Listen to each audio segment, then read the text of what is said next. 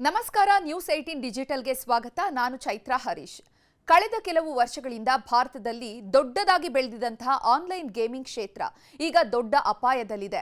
ಸರ್ಕಾರ ತರ್ತಾ ಇರುವಂತಹ ಹೊಸ ಕಾನೂನಿನಿಂದ ಲಕ್ಷಾಂತರ ಜನರ ಉದ್ಯೋಗ, ಸಾವಿರಾರು ಕೋಟಿ ತೆರಿಗೆ ಹಣ ಮತ್ತು ಕೋಟಿಗಟ್ಟಲೆ ಜನರ ಗೇಮಿಂಗ್ ಹವ್ಯಾಸದ ಮೇಲೆ ಪರಿಣಾಮ ಬೀಳುತ್ತೆ. ಈ ವಿಚಾರಕ್ಕೆ ಸಂಬಂಧಪಟ್ಟಂತೆ ಸಂಪೂರ್ಣ ಮಾಹಿತಿಯನ್ನ ಇವತ್ತಿನ ಡಿಜಿಟಲ್ ಕಂಟೆಂಟ್ನಲ್ಲಿ ನೋಡ್ತಾ ಹೋಗೋಣ. ನೀವಿನ್ನು ನ್ಯೂಸ್ 18 ಯೂಟ್ಯೂಬ್ ಚಾನೆಲ್ನ ಸಬ್ಸ್ಕ್ರೈಬ್ ಮಾಡಿಲ್ಲ ಅಂದ್ರೆ ಲೈಕ್ ಮಾಡಿ, ಶೇರ್ ಮಾಡಿ, ಸಬ್ಸ್ಕ್ರೈಬ್ ಮಾಡಿ. ಭಾರತದ ಆನ್ಲೈನ್ ಗೇಮಿಂಗ್ ಉದ್ಯಮ ಹಿಂದೆಂದೂ ಕೂಡ ಕಂಡರಿಯದಂತಹ ದೊಡ್ಡ ಸಂಕಷ್ಟದಲ್ಲಿದೆ.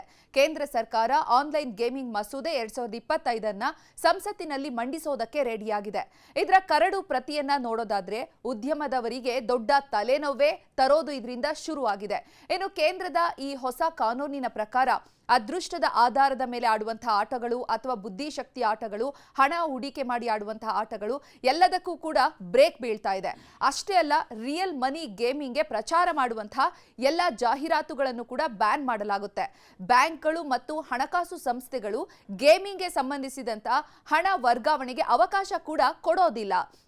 ಡ್ರೀಮ್ 11, ಗೇಮ್ಸ್ 24x7 ಮತ್ತು ವಿನ್ಸೋ ಮತ್ತು ಗೇಮ್ಸ್ ಕ್ರಾಫ್ಟ್ ನಂತಹ ದೊಡ್ಡ ದೊಡ್ಡ ಕಂಪನಿಗಳು ಈ ಕಾನೂನಿನಿಂದ ನೇರವಾಗಿ ಹೊಡೆತ ತಿನ್ನಲಿದೆ.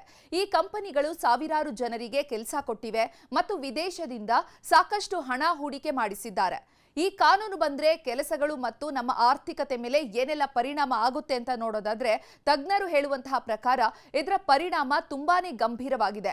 ಇವತ್ತು ಈ ಆನ್ಲೈನ್ ಗೇಮಿಂಗ್ ಕ್ಷೇತ್ರದಲ್ಲಿ ಸುಮಾರು 2 ಲಕ್ಷಕ್ಕೂ ಹೆಚ್ಚು ಇಂಜಿನಿಯರ್ಗಳು, ಡೆವಲಪರ್ಗಳು ಮತ್ತು ಮಾರ್ಕೆಟಿಂಗ್ ಎಕ್ಸ್ಪರ್ಟ್ಗಳು ಕೆಲಸ ಮಾಡ್ತಿದ್ದಾರೆ. ಇತ್ತೀಚೆಗೆ 400ಕ್ಕೂ ಹೆಚ್ಚು ಹೊಸ ಸ್ಟಾರ್ಟ್ಅಪ್ಗಳು ಈ ಜಾಗಕ್ಕೆ ಬಂದು ಸುಮಾರು 25,000 ಕೋಟಿಗೂ ಅಧಿಕ ಹಣವನ್ನ ವಿದೇಶದಿಂದ ನಮ್ಮ ಭಾರತ ದೇಶಕ್ಕೆ ತರ್ತಿವೆ. ಈ ರೀತಿ ಸಂಪೂರ್ಣವಾಗಿ ಬ್ಯಾನ್ ಮಾಡೋದ್ರಿಂದ ಸಾವಿರಾರು ಜನರಿಗೆ ಕೆಲಸ ಹೋಗಬಹುದು.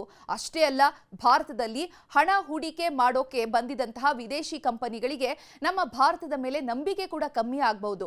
ಗೇಮಿಂಗ್ ಕಂಪನಿಗಳು ಸರ್ಕಾರಕ್ಕೆ ದೊಡ್ಡ ಮಟ್ಟದಲ್ಲಿ ತೆರಿಗೆಯನ್ನು ಕಟ್ತಾ ಇದೆ. ಪ್ರತಿ ವರ್ಷ ಸುಮಾರು 20,000 ಕೋಟಿಗೂ ಅಧಿಕ ತೆರಿಗೆ ಸರ್ಕಾರಕ್ಕೆ ಹೋಗ್ತಾ ಇದೆ ಈ ಗೇಮಿಂಗ್ ಕಂಪನಿಗಳಿಂದ.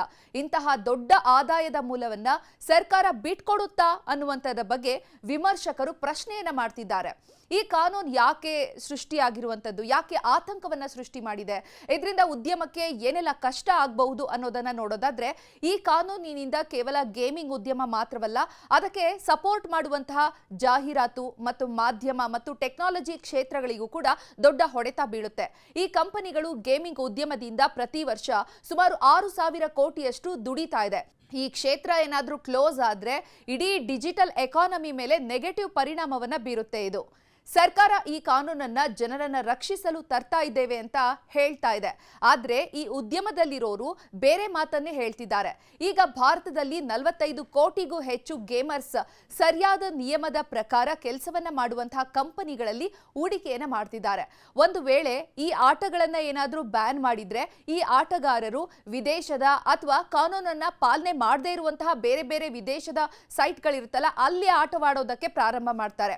ಇದರಿಂದ ಸಾಮಾನ್ಯ ಜನರು ಮೋಸ ಹೋಗ್ತಾರೆ, ವಂಚನೆಗೊಳಗಾಗ್ತಾರೆ ಮತ್ತು ಇದನ್ನ ಗೇಮ್ ಅನ್ನ ಒಂದು ಅಡಿಕ್ಷನ್ ಆಗ್ಬಿಡುತ್ತೆ. ಇದರಿಂದ ಅಪಾಯನೇ ಹೆಚ್ಚಾಗಿರುತ್ತೆ ಅಂತ ಈ ಉದ್ಯಮದವರು ಹೇಳ್ತಾ ಇರುವಂತಹ ಮಾತುಗಳಿದು. ಒಂದು ಕಾಲದಲ್ಲಿ ಬೆಳೀತಾ ಇರುವಂತಹ ವಲಯ ಅಂತ ಕರೆಯಲಾಗ್ತಾ ಇದ್ದಂತಹ ಆನ್ಲೈನ್ ಗೇಮಿಂಗ್ ಈಗ ದೊಡ್ಡ ಸಂಕಷ್ಟದಲ್ಲಿದೆ. ಸರ್ಕಾರ ಜನರ ರಕ್ಷಣೆಗೆ ಈ ಕಾನೂನನ್ನ ತಂದಿದೆ. ಆದ್ರೆ ಉದ್ಯಮದವರು ಇದನ್ನ ಬೇರೆ ಬೇರೆ ರೀತಿಯಲ್ಲಿ ಸರಿಪಡಿಸಬಹುದು ಅಂತ ಸರ್ಕಾರಕ್ಕೆ ಮನವಿಯನ್ನ ಮಾಡ್ತಿದ್ದಾರೆ. ಒಟ್ಟಾರೆ ಭಾರತದ ಆರ್ಥಿಕತೆಯಲ್ಲಿ ದೊಡ್ಡ ಪಾತ್ರ ವಹಿಸಿರುವಂತಹ ಆನ್ಲೈನ್ ಗೇಮಿಂಗ್ಗೆ ಈಗ ಕಾನೂನಿನ ಹೊಸ ಕಷ್ಟ ಶುರುವಾಗಿದೆ. ಈ ಕಾನೂನು ಸಂಸತ್ತಿನಲ್ಲಿ ಪಾಸ್ ಆಗುತ್ತಾ ಇಲ್ವಾ, ಅದು ಪಾಸ್ ಆದ್ರೆ ಏನಾಗುತ್ತೆ, ಪಾಸ್ ಆಗ್ಲಿಲ್ಲ ಅಂದ್ರೆ ಏನೆಲ್ಲ ಪರಿಣಾಮ ಆಗುತ್ತೆ, ಇವೆಲ್ಲವನ್ನ ಕಾದು ನೋಡಬೇಕಿದೆ.